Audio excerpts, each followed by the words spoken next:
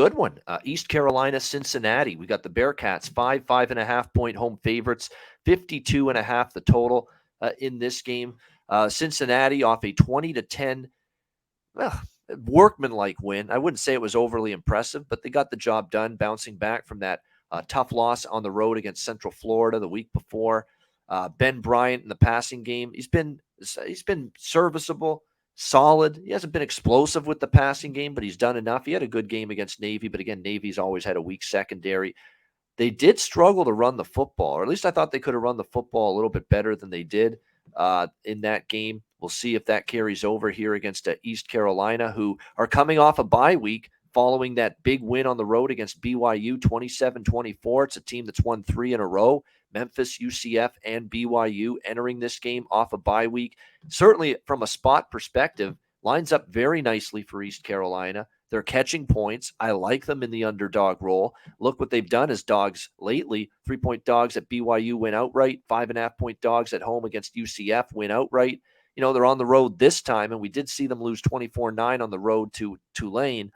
And, you know, that probably is the best team they've played on the road. I think Tulane's better than BYU at this stage of the season, and they did lose that one decisively, and Holton Ahlers in the offense couldn't get anything going.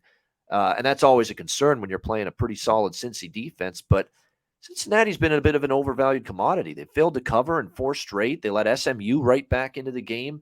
They were life and death at home on this field to beat South Florida 28-24 last month. Again, the Navy game, they don't sniff a point spread cover, and plus the loss to UCF.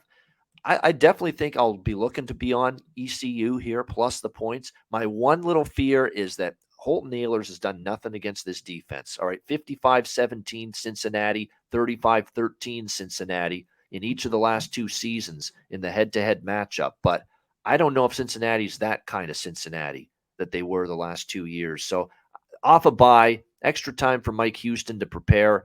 I'm still going to look at the Pirates here, plus the points. What do you think, Connor?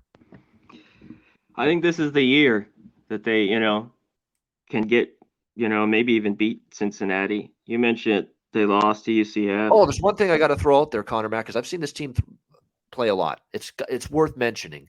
The penalties. This team is taking way too many penalties, Cincinnati. It's got to be driving Luke Fickell nuts. It's what let SMU get back into the game.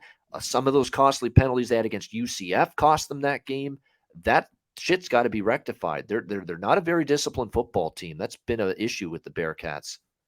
And that's been strange for the last, let's say, 3 or 4 years for a Luke Fickell team.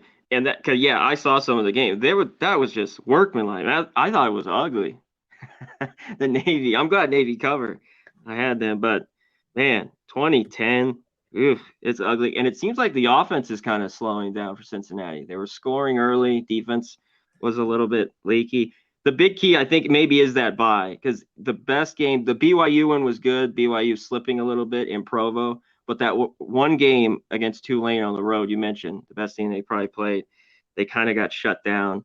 I lean under here. I think both these teams are playing well. Defense can come up big, and it's all up to Ahlers. In the years past, he can have these solid games and he can have these shitty ones. Mitchell should be able to run it. And I think, though, with that Cincinnati secondary that slipped a little bit, he can get it done. So I'm with you here. I lean under and I lean the points right now with East Carolina.